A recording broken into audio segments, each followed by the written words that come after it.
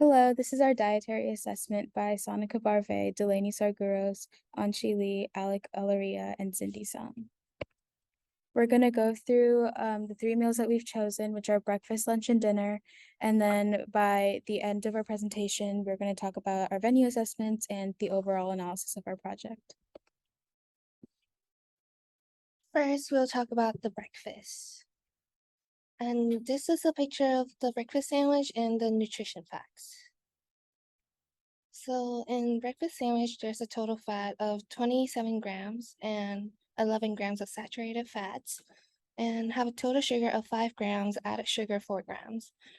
There's 13 grams of protein and 600 mg of sodium and total carbohydrate of 28 grams. And there's also vitamin D and fiber 2 grams.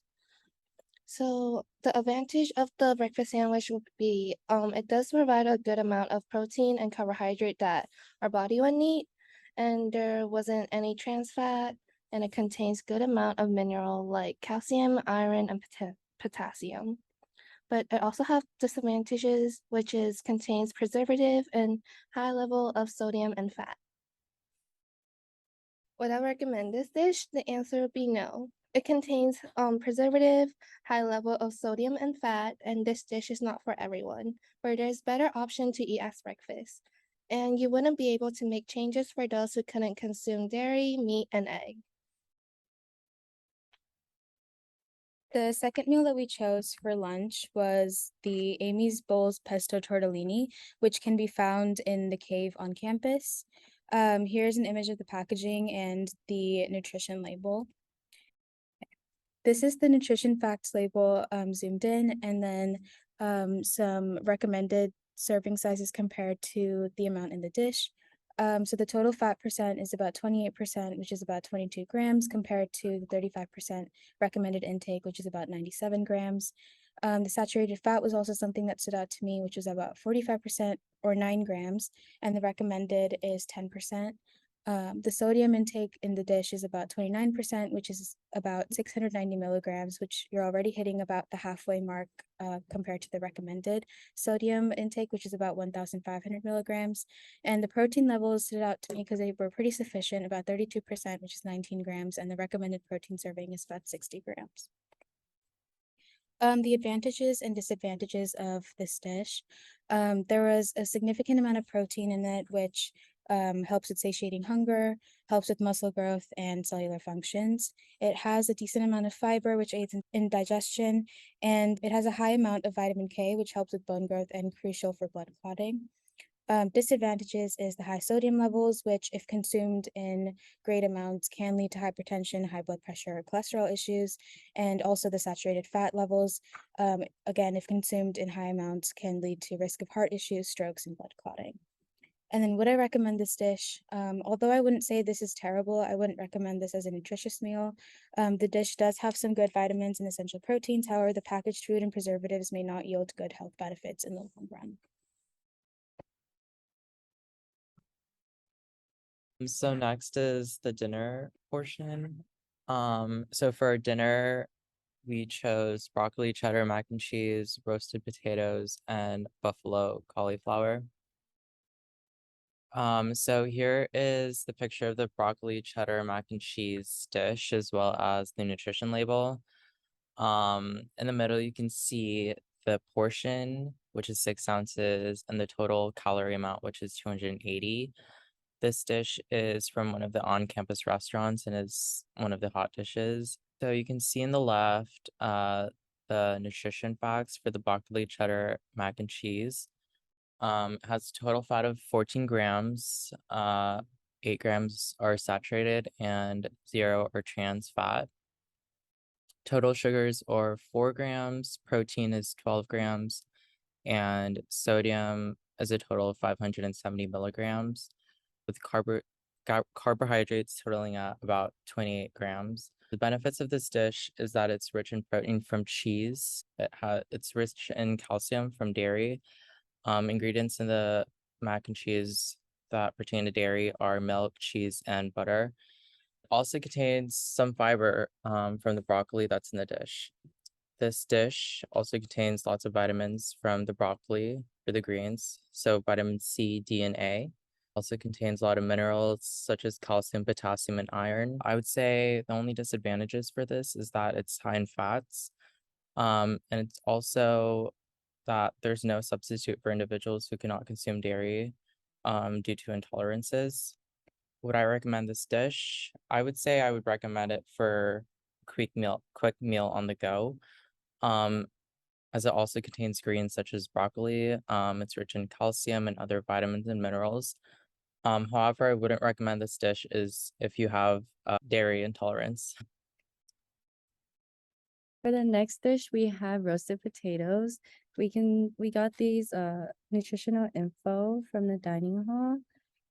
For the calories, it is 120. For the portion, it is 4 ounce.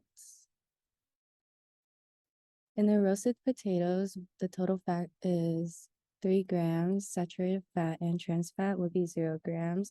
Total sugar would be 2 grams. Protein, 3 grams. Sodium, 150 milligrams. And total carbohydrates, 22 grams. Vitamin C, 14 milligrams. Fiber, 2 grams. The benefits would be there are no added sugars, no added saturated and trans fat. It is rich in vitamin C and fiber. Disadvantages would be high in carbohydrates, and people on low carb or low glycemic diets should avoid consuming potatoes. Why I would recommend this dish is because it is a good source of fiber, contains vitamin C, little to none saturated fat and trans fat, and a quick side dish or snack. This is the nutrition label for cauliflower, the buffalo cauliflower, and this is something that you can find on the online menu. So in the buffalo cauliflower, there's a total fat of 18 grams and 2 grams of saturated fats, and there's no trans fats. And there's a total sugar of 5 grams and 3 grams protein. And there's also 600 milligrams of sodium and total carbohydrate of 18 grams. Also contains vitamin C, that's 73 milligrams, and 5 grams of fiber. The benefit for this dish is that there's no trans fats and it contains lots of vitamin, like vitamin C and vitamin A. Contains lots of mineral like iron, calcium, and potassium. It provides also a good amount of fiber. The disadvantage for the dish is high in sodium and the calories is on the higher side. Would I recommend this dish? I would say I recommend this dish because it does contain a good amount of vitamin, minerals, and fibers that our body would need. But the only changes that I would make in this dish is that it will be less sauce for the cauliflower because the sodium that it contains in the dish is quite high.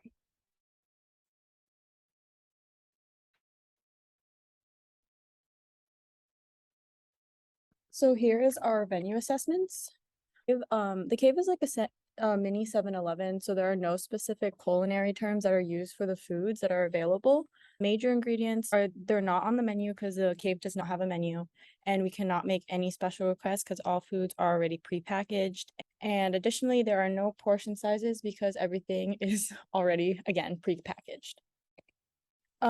The cave does hit most of the 9 hungers except for eye hunger and cellular hunger. Eye hunger, it doesn't hit for the breakfast sandwich, and for cellular hunger, not meet every nutritional category. For the menu, since there's no menu, there is no clues on the trans fats, saturated fats, added sugars, sodium, and ultra processed food.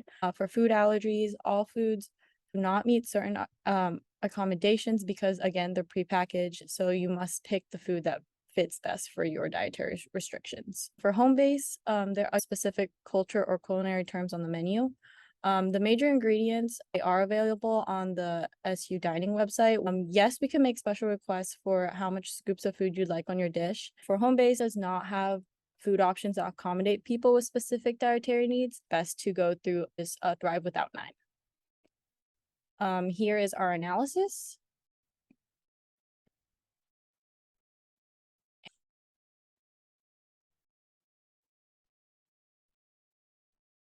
Thank you for listening.